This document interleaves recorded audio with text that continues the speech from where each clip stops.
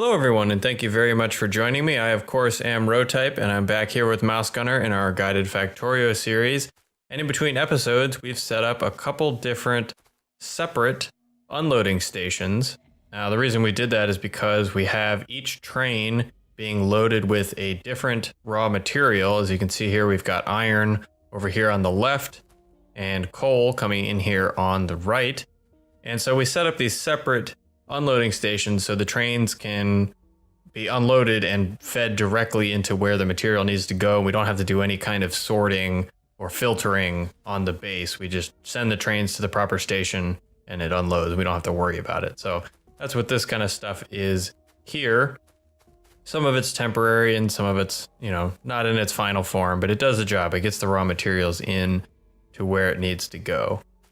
So unless there's anything we failed to talk about, I think we can head up to one of our outposts and talk about a neat little trick that you can do to load your trains a little more efficiently. I'm going to take this train. You want to take the train or a car?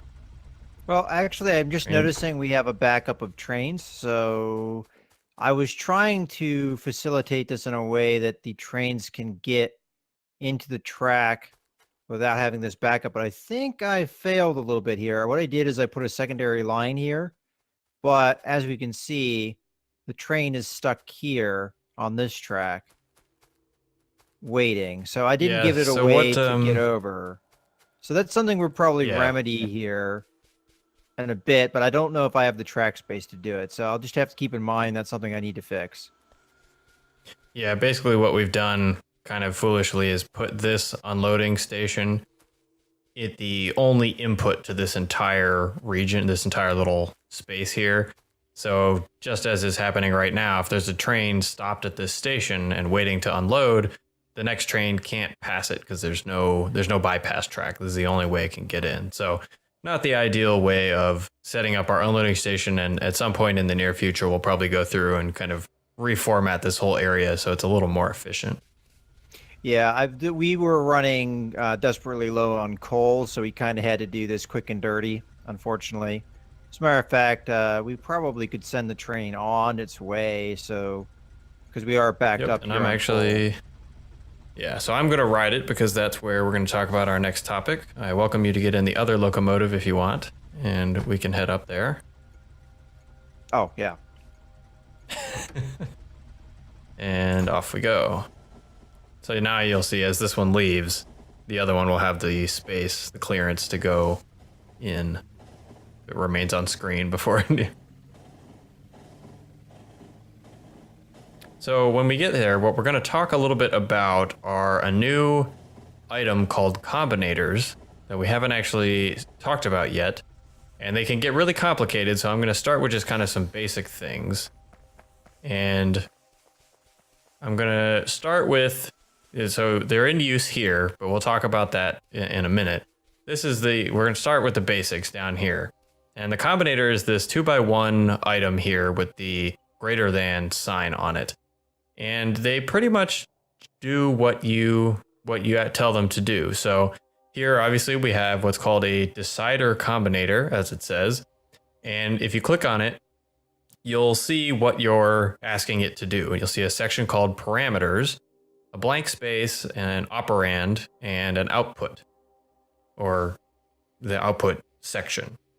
So basically what you're doing here is you're saying, if you click on parameters, you can pick any item in the game world. So you can say, transport belt greater than some constant or some other thing. For now, let's just go with a constant, and I'll just say transport belt greater. I'll set it to 10, and I'll hit set. Now that's like the evaluation that it is performing. Now when you output, you can have two options. You can output 1, or you can output the input count. So if you're outputting 1, you pick a signal for it to output. So again, you can pick any of these items. You can say, blueprints. And you can say output 1 blueprint if the transport belt is greater than 10. So that's basically, as it's set up right now, that's what we'd be doing. And I don't know, can you see that set up the way it is? I can see it if I can see what you set up. Okay, good. So now the output will be coming out output line. It's helpful if you have the alt info on. You can see kind of the little arrows that designate input and output. So the output line will be coming out, and I've just wired up this little light bulb. And this is all done with the green and red wiring. I've done just green at this point, but you can do any of this with green and red wiring. And this is how you kind of interact with all of these things. So you'll see the input is connected to this box, and then the output is connected to this light. Now, because we've set the thing to output a blueprint signal, I'm going to click on the light now, and you'll see mode of operation, enable, disable, use colors. You can check. That's just kind of yes, use colors or not. And we'll talk about that later. But then you'll see enabled condition. And I'm going to say enable if, where are they? Blueprints here. I could find, there we go, blueprints greater than 0. So if the combinator outputs blueprint of 1, meaning it's true, then the light will light up because I've told the light to light up if blueprints are greater than 0. So now obviously it's not lit up because there's nothing in this box. So the combinator is looking for transport belt and it finds 0 transport belt. So 0 is not greater than 10, so it's not going to output anything. No blueprints, no anything else. The output is nothing. And because the output is nothing, the light is not lit up. If I put a bunch of transport belt in here, you'll see the light now turns on. So the combinator is saying, I'm detecting transport belt. Transport belt, the number of transport belts I've detected is greater than 10. So I'm going to output 1 blueprint on my output signal. And then the light is looking at blueprint and it says the input, which I'm getting is 1 blueprint, is greater than 0. So I'm going to turn on. And that's kind of a simple explanation of how these combinators work. It's pretty much you can check things that go on and turn things on or off or control how things operate via your signal network. So the blueprint is not a physical item. It's just a signal it's sending, more or less. Right. And this can get a little confusing because you can use physical items. Now I'm going to put another box here and let's see, I'm going to make myself a blueprint and I'm going to put that blueprint in this box and I'm going to wire this blueprint to the lamp as well. And a useful thing to do is to wire, if you wire anything to a pole, you can then hover over the pole and see what that wire is carrying. So if you hover over the pole now, you'll see signals to blueprints.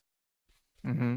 So when the combinator is outputting 1 blueprint, it's just using the blueprint as a signal. You're just, like you said, it's not a physical thing. It's just saying 1 blueprint as a signal.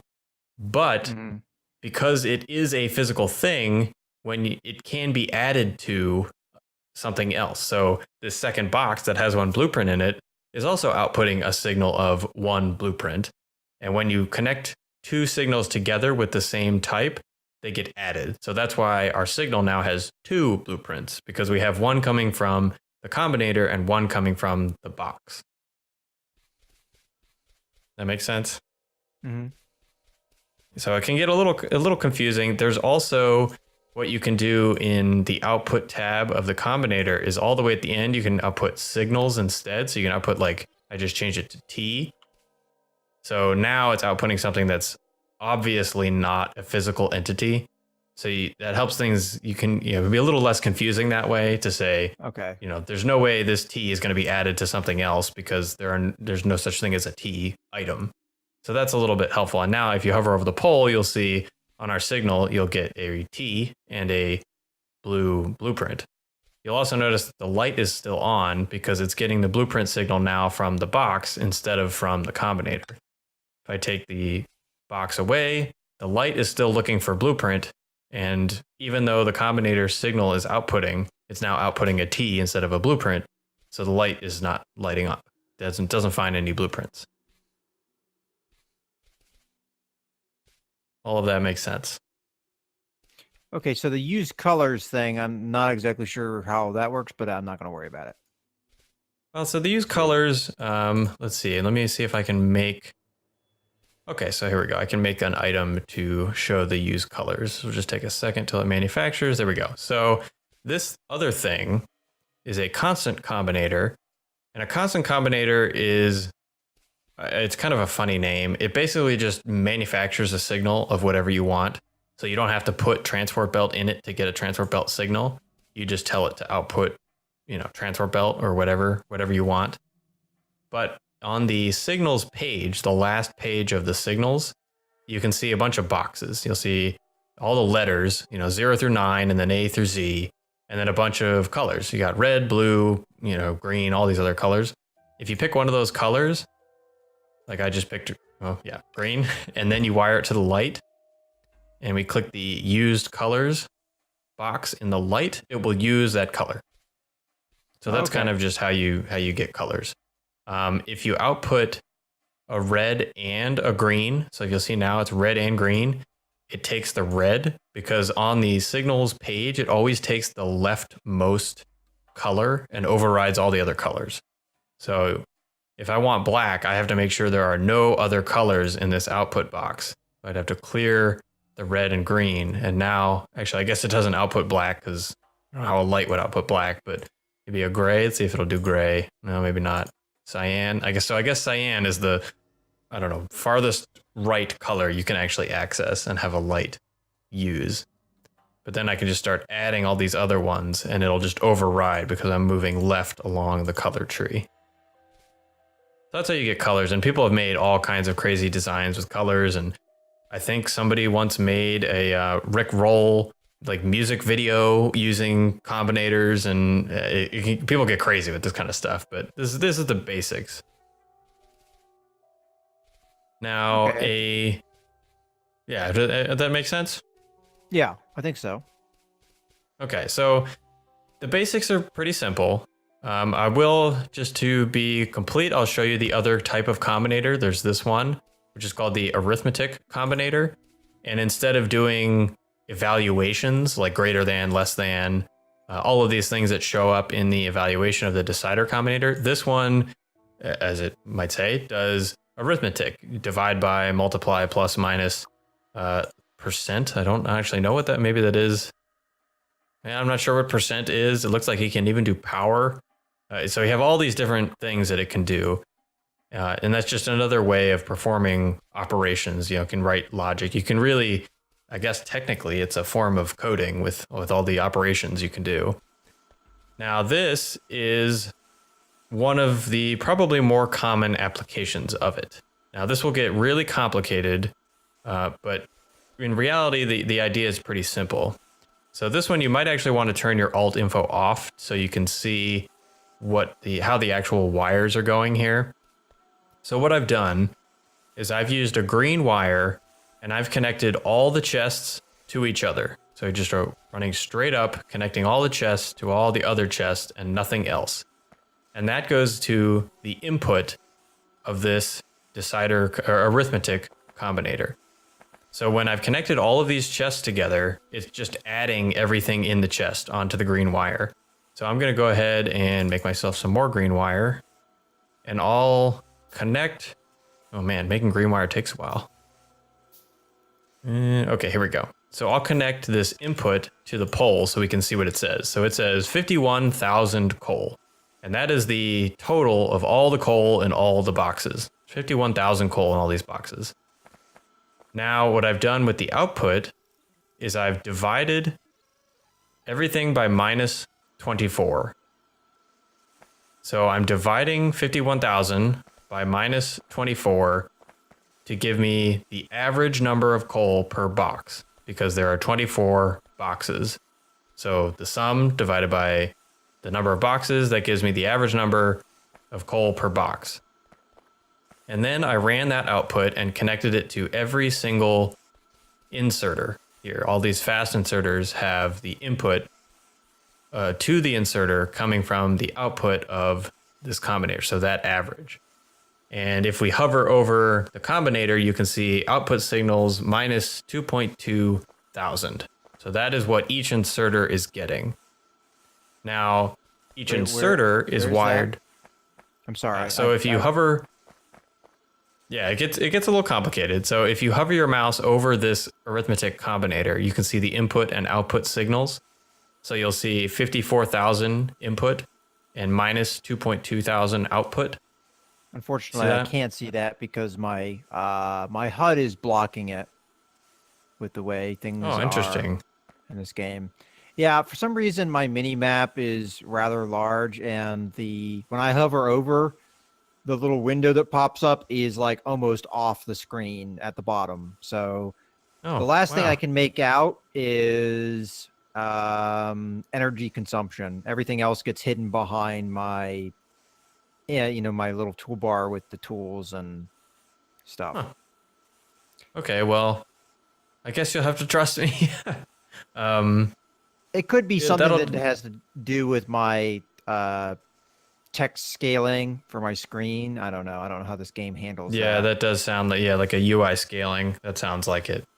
Uh-huh. Well, I guess the point is it is outputting the negative average of all of the coal per box, Okay. which right now is minus 2.3. So each inserter has knowledge of the average in every box, or the average of all the boxes.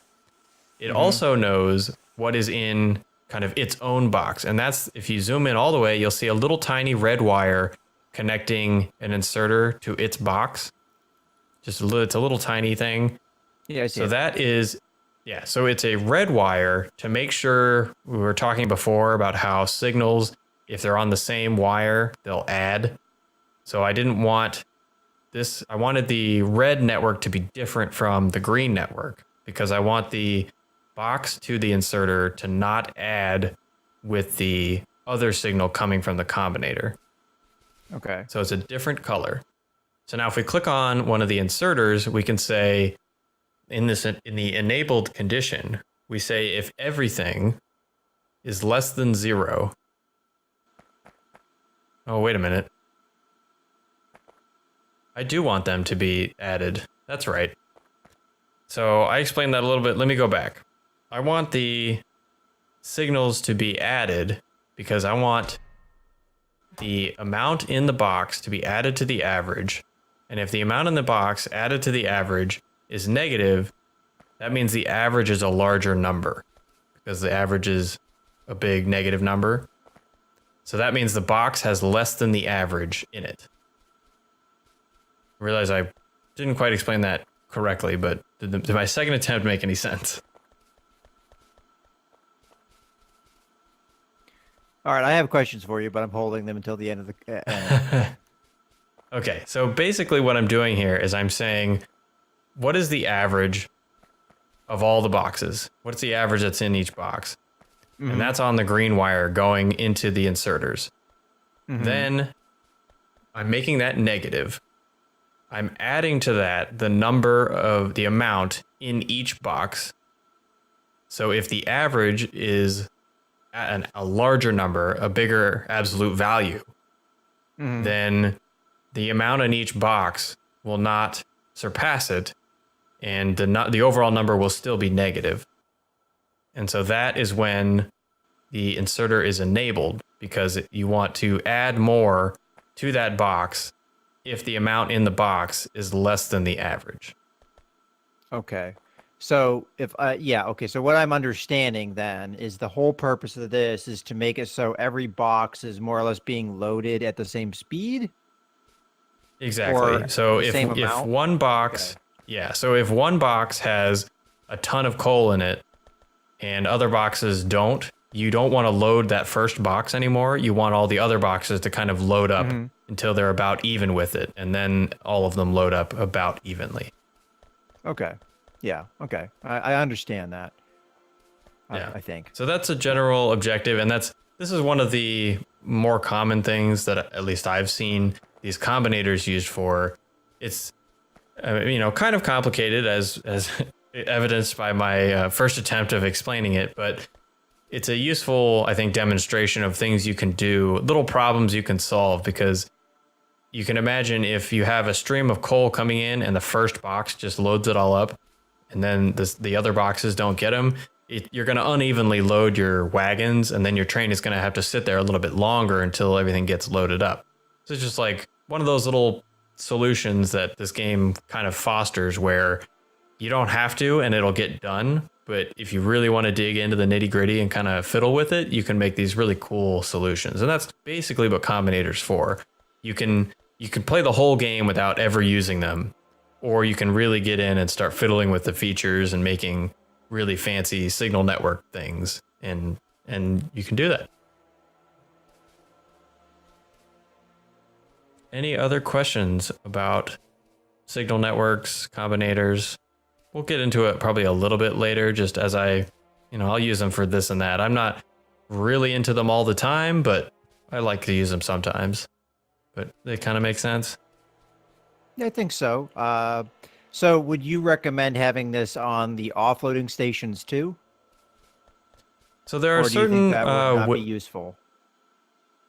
I generally don't, because I just kind of... Actually, that's a good question. I generally don't, but you could set up something similar. So you're trying to make sure you don't backload one particular branch and then one wagon can't unload. You certainly could. Yeah, you certainly could do this on offloading stations. I guess the question was, what do I recommend it? I don't know, maybe. I haven't done it before, but it seems like one of those things that could find a good use. So yeah, maybe I do. Okay. Well, it looks All right, like we're... well, yeah, we're a little over time, but yeah. So I hope this was a little bit interesting, a little introduction into combinators, and like I said, we'll get back to them a little later in the series. But until then, my name's been Rotype, he's been MouseGunner. Thank you all very much for watching, and we'll see you next time.